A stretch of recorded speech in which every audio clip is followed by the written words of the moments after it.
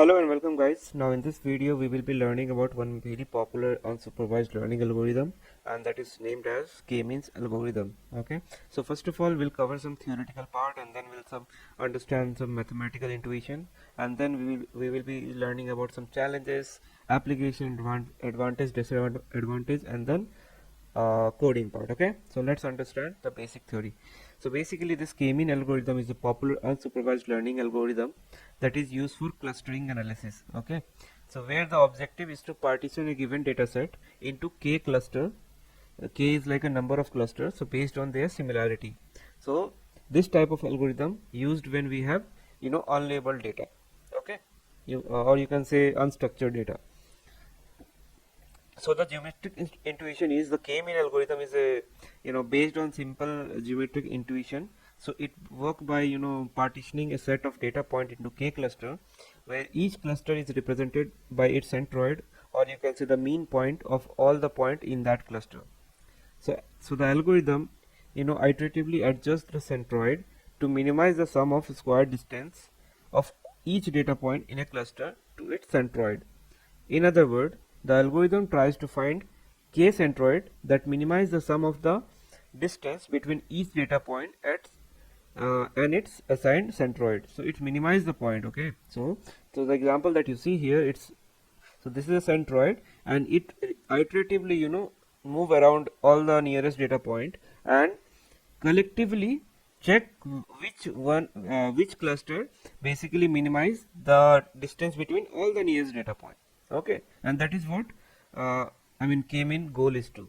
Okay, so basically the K-mean algorithm can also be viewed from a mathematical perspective. So it can be formulated as the optimization algorithm as well.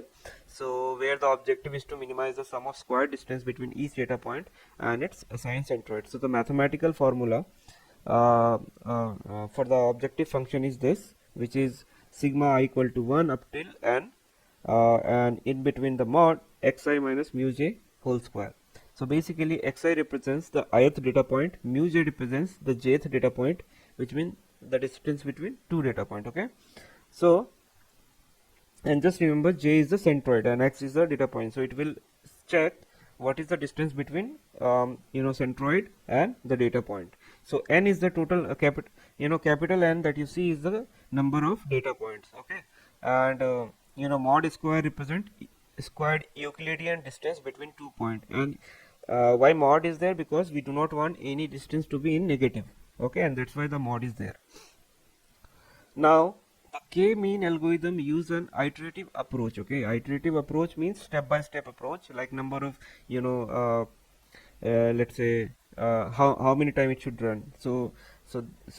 Like suppose 100 time it should run, 200 time it should run. So it's like a one by one process, like a iterative process. Okay, so to optimize the objective function, and this is what the objective function is to optimize. So it start by initializing k centroid, then assign each data point to its nearest centroid. Okay, so randomly first it will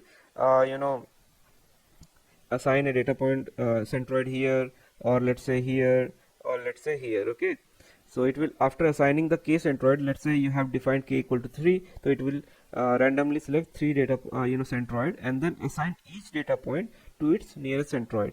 Okay, so in the next step it updates the centroid. Okay, so it's updates. Okay, it's move around all the positions. Okay, so it move around all the position, and basically what it takes mean of all data point. Okay, so it will take what is the distance of this data point, what is the distance, what is the distance, what is the distance, and it will take mean of all the data point assigned to that centroid, and this process is repeated until no longer change or maximum number of iteration is reached. Okay, so it will keep on going. Okay, it will keep on going and checking which centroid is having low mean square error, or the Euclidean distance is very less, and it will put the centroid there, and once once the distance has been minimized, the centroid will no longer move, or it will move very slightly.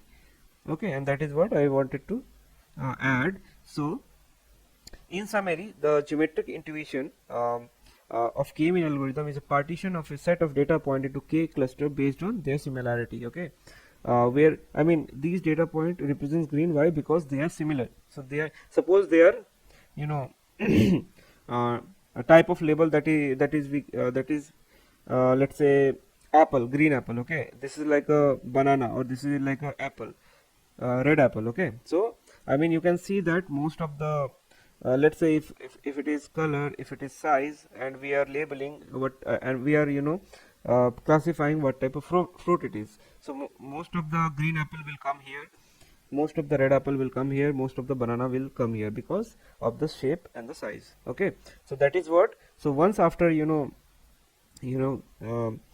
clustering, we will get to know, we will the outcome will be like this, and then we will be labeling this data point as a red apple, this data point as green apple, and this data point as banana, like that. Okay, so that is what k-means algorithm do. So where each cluster is represented by its centroid. So the mathematical intuition is to minimize the sum of square distance. Like I told you, the job is to minimize the distance. Okay, so the for each of the data point, I mean or you can say I mean for all the centroid, all the, you know, data point need to be minimized, the error. So now let's take an example and see what is actually how it works. Okay, so let's move to another slide and we'll see how this thing work.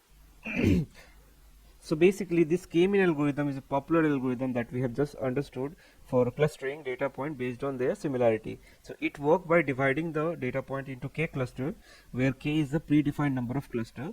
So let's say let's consider this an example, and we have 5 data point. Okay, 5 data point based on 2 features. Okay, feature A is this, feature B is this. Okay, now to apply k-mean algorithm, firstly we need to randomly select k's initial centroid, where each centroid is a point in the feature space. Okay, so this is a feature space. So let's assume we choose k equal to 2 and randomly select the following 2 centroids. So we have chosen this particular location as the centroid. Okay, because we have selected k equal to 2, so that's why centroid will be 2.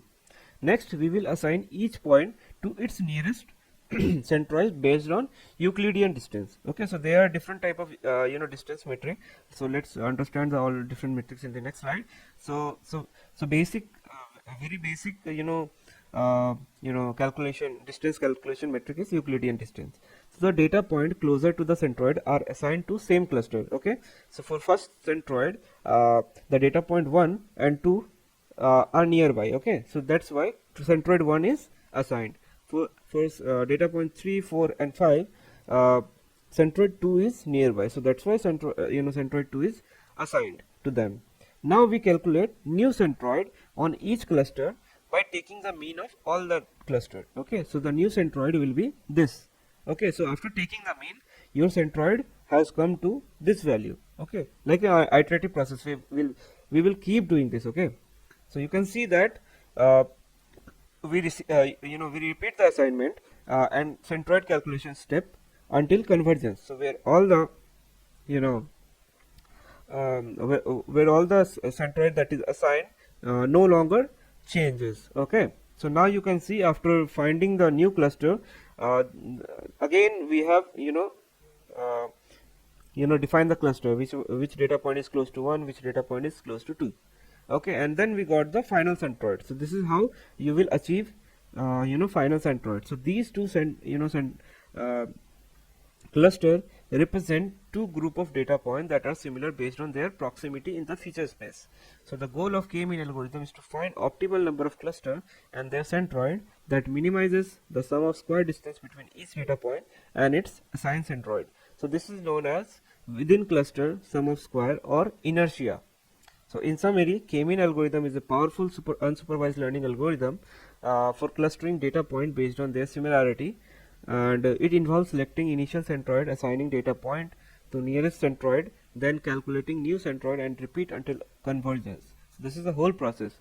So the optimal number of cluster can be determined using various methods such as elbow method or silhouette score. Okay, so we'll learn about those things later on. Okay, so let's move to another slide. Let's understand how many different type of k-mean algorithm are there. Okay, so there is partition algorithm, hierarchical algorithm, fuzzy clustering algorithm, and then density based algorithm, and then model based algorithm. Okay, so let's understand each of them. So first of all is partitioning algorithm. So this type of clustering algorithm involves dividing a data set into fixed number of cluster, that is k, then each data point belong to one cluster, and the goal is to minimize the sum of square distance between the point and the centroid of their prospective cluster. So K-mean is an example of partitioning algorithm. Okay, so consider a data set of customer of a bank with variables such as age, income, credit score. So the K-mean algorithm can be used to cluster this customer in K group such as young and high income, middle age and medium income, and elderly and low income. So this way. Okay, now let's understand hierarchical algorithm. Okay, so this type of algorithm involves building a hierarchical cluster by either merging small cluster into larger one, that is agglomerative, or you can say dividing large cluster into smaller one, that is divisive. So this hierarchical can be visualized like a tree-like structure where the leaves represent individual data point. So for example, there is a data set of cities with variables such as population, GDP, crime rate.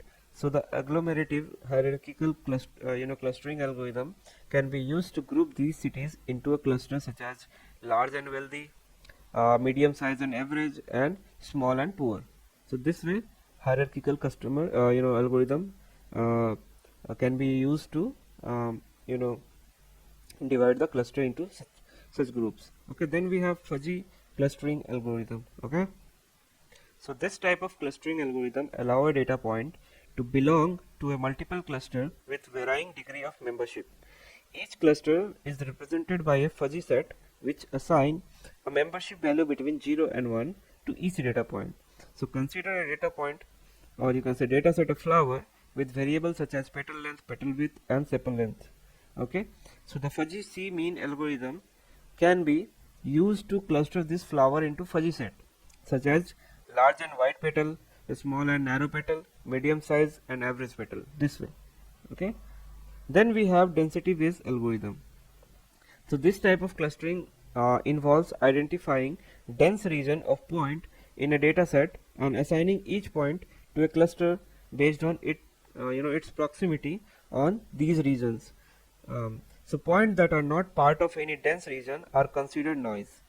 So example, consider a dataset with crime incident with variables such as location, type of crime, and time of day. So DB scan algorithm can be used to cluster these incidents into dense regions such as high crime area and low crime area. And DB scan we will be learning in the future videos as well. Then we have model based algorithm. So this type of clustering algorithm assume that the data point are generated from a particular statistical model such as Gaussian mixture model, and the goal is to estimate the parameter of the model and assign each data point to the cluster that maximizes the probability of data point belonging to that cluster. So for example, consider a data set of stock price with variables such as price, volume, volatility. So the expectation maximization algorithm can be used, as to the cluster, and these stock will group with similar price patterns such as volatile high growth stock and stable dividend paying stock, such way. Okay. Now let's understand what is the need of K-mean algorithm. Okay, so the K-mean algorithm is a powerful unsupervised machine learning technique that is widely used in various fields. Okay, including data mining, pattern recognition, and image analysis. So there are several reasons why K-mean algorithm is needed to day-to-day life. First is clustering. Okay, so the K-mean algorithm is primarily used for clustering analysis, where the objective is to partition a given dataset into K cluster based on their similarity. So this is particularly useful when we have a large data set and we want to identify pattern or relationship among the data points. Then we have another reason, that is unsupervised learning. So the K-mean algorithm is unsupervised learning technique, which means that it doesn't require any label for data, or you can say training. Okay, and this is particularly useful when we have a large data set and do not have time or resource to manually label each data point. Then the other reason is scalability. So the K-mean algorithm is scalable and can handle large data set efficiently, and it can also be parallelized when which means that it can run on multiple processors or machine to speed up the computation. Next reason is interpretability. So the K-mean algorithm produces easy interpretable result as each cluster is represented by its centroid. This makes it easy to understand the relationship among the data points and identify any outlier or anomalies. Then the flexibility. The K-mean algorithm is flexible technique that can be adapted to different type of data such as continuous, categorical or binary data. It can also handle missing data or noisy data. So in summary, the K-mean algorithm is needed because it has a powerful unsupervised learning technique that can handle large data set efficiently, produce interpretable result, and can adapt it to different type of data. So now let's understand the applications. So the K-mean algorithm can be applied to many different things in the day-to-day world. Okay, so first is image segmentation. So K-mean can be used for segmenting an image into different regions based on similarity of pixel value. For example, in medical image, K-mean can be used to segment the image into different regions based on intensity value of pixel. Then we have chromosome segmentation. So K-mean can be used for segmenting chromosome in the image. So the chromosome can be segmented into different regions based on intensity value of pixels. Then we have new comment clustering. So suppose there is a feedback coming from Amazon, Flipkart, or eBay, popular websites, and you have bought a product, and there is comments, positive comment, negative comment, all those things. So K-mean can be used for clustering comments based on similarity of the content, positive, negative, neutral, all those things. For example, let's say there is a news comment related to politics can be clustered together, while comment related to sports can be clustered together. Then we have grouping inventory by sale activity. So K-mean can be used for grouping inventory based on the sales activity. For example, product that have frequently sold together can be grouped together. Then we have clustering animals. So K-mean can be used for clustering animals based on their physical characteristics. For example, animal can be clustered based on the size, their color, their habitats. Then we have bots and anomaly detection. So K-mean can be used for identifying bots and detecting anomalies in a network. For example, K-mean can be used to identify IP addresses that are sending a large number of requests to a server, which may be indicating that it's a bot, and it can also be used to detect anomalies in the network traffic. So hope you guys understood where this K-mean algorithm can be used, and I just cover few of them. It can be many more where it can be used. Now let me give you an example and help you understand how this works mathematically. So let's walk through a mathematical example of K-mean algorithm with 3 rows of data point. So suppose we have a data set with 3 rows of data and 2 features, okay, feature 1 and feature 2, and we want to cluster these data point into K cluster using K-mean algorithm. So the very first step will be to choose number of K, that is randomly initialize K cluster centroid. So let's say we have chosen K equal to 2, okay, K equal to 2, and randomly initialize the cluster centroid as follow. Okay, so in step 2 we will assign each data point to nearest cluster centroid based on Euclidean distance. So the Euclidean distance between 2 points x1 and y1 and x2 and y2 is given the formula, that is x2 minus x1 whole square plus y2 minus y1 whole square. Okay, so this is a distance metric, and we will be feeding this value into this distance metric. Okay, so using the formula we can calculate the distance between each data point and each cluster centroid. For example, the distance between data point 1 and the centroid 1 will be a square root of 3 minus 3 whole square, okay, plus 5 minus 5 whole square, okay, which will give us value of 0.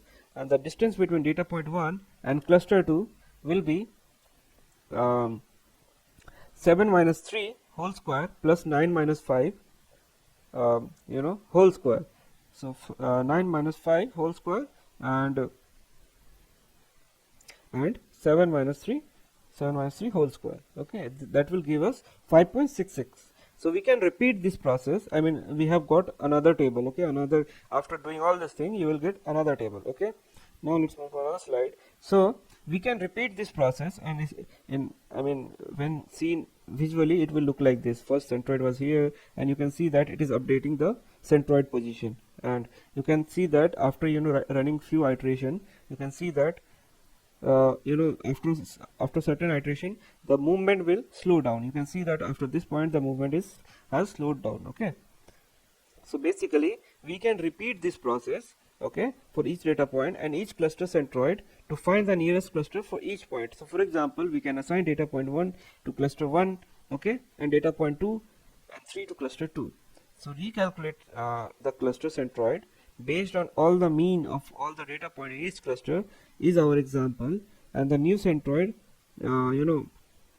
would be like this. Okay, so this is how we basically do it. Now the cluster assignment and the cluster centroid no longer change, and we have reached the convergence. So therefore we can stop the iteration process and consider this cluster assignment and cluster centroid as the final result of K-mean algorithm. Okay, and once it has reached, you can see that iteration 11, 12 will no longer move. Okay, so you can see that iteration 11 and 12 and 13, 14, no movement is there. The movement is very slightly low, so that time will stop. Now if you ask me what is the stopping criteria, so there are multiple ways to stop this K-mean algorithm. Okay, so there are several stopping criteria that can be used to terminate the K-mean clustering algorithm, and some of the most common ways are setting maximum number of iterations. So the criterion set a maximum number of iterations that can algorithm can run. So if the algorithm reaches the limit without convergence, it will stop.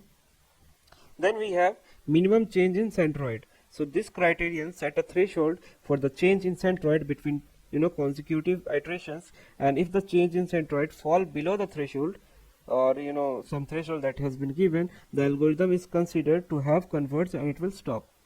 Then we have minimum improvement in objective function.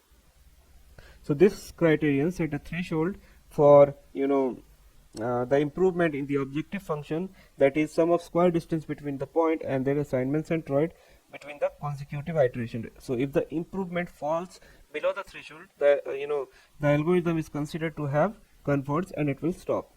Then we have fixed number of cluster. So this criterion set a fixed number of cluster that algorithm should generate. So once the number is reached, the algorithm will stop. Then we have user defined stopping criteria. So this criterion allow the user to specify custom stopping criterion such as desired level of cluster priority, or you can say minimum cluster size. Now it is important to choose an appropriate stopping criterion to avoid overfitting and underfitting the data. So in practice, a combination of several stopping criteria may be used to ensure optimal clustering results. Now let's understand what are the advantages and disadvantages of this K-mean clustering. Okay. Now advantage of K-mean algorithm is speed and scalability. So K-mean algorithm is fast and scalable, which make it suitable for large data set, and it can also be parallelized to speed up the computation. Then we have simplicity. So the K-mean algorithm is easy to implement and making it accessible data analysis. Now interpretable result. So the K-mean algorithm produces easy interpretable result, as each cluster is repeated by, or you can say represented by, its centroid, and make it easy for user to understand why this cluster, why this centroid. Okay. Then we have flexibility. So the K-mean algorithm can handle different type of data such as continuous, categorical, and binary. Then we have efficiency. So the K-mean algorithm is a memory efficient algorithm and require minimum memory to store input data and intermediate result. What are the disadvantages? So first is sensitivity to initialization, that we will be learning in more detail in the next video. So the K-mean algorithm is sensitive to the initial placement of the cluster centroid, which can result in different solution for different initialization. Then we have other problem, that is determining the number of cluster. So the number of cluster k has to be predefined, and choosing the optimal value of k can be challenging. Then sensitivity to outlier. So the K-mean algorithm is sensitive to outlier, which can result in suboptimal clusters. Then we have assumed spherical cluster. Okay, so what it says, the K-mean algorithm assumes that the cluster are spherical, which may not be case in some data set. Okay, spherical means circular type. Then we have cannot handle nonlinear data. So the K-mean algorithm cannot handle nonlinear data or cluster that have complex shapes. Okay, like a shape of, you know, a stick. Okay, a shape of, you know, knife, a shape of scissor, like that. Okay, then in summary, the K-mean algorithm has several advantages, including speed, simplicity, interpretability, flexibility, and efficiency. However, it also has some disadvantages, such as sensitivity to initialization, difficult to determine the number of cluster, sensitivity to outlier, assumption of spherical cluster, and inability to handle nonlinear data. One more important thing that K-mean is popular for, K-mean for missing value imputation. So K-mean algorithm can also be used for missing value imputation in dataset. So when there are missing value in a dataset, K-mean algorithm can be applied to complete, cases like data point with no missing value to form clusters. Then the missing value of each incomplete case can be imputed with the centroid of the cluster that is incomplete, where exactly the incomplete case belongs to. So the rationale behind this approach is that data point that is very similar to each other belonging to same cluster and should have same value of the missing variable. Therefore, imputing the missing value with the centroid of the cluster can provide a reasonable estimate for the missing value. However, it should be noted that K-mean algorithm for missing value imputation may not always provide accurate result, specifically when the missing data is not missing at random or when the variable has complex relationship. Therefore, it is always recommended to carefully evaluate the imputation result and consider other imputation method if necessary. So that's all in this video. In the next video, we will be understanding the challenges of K-means and then implementation. Thank you.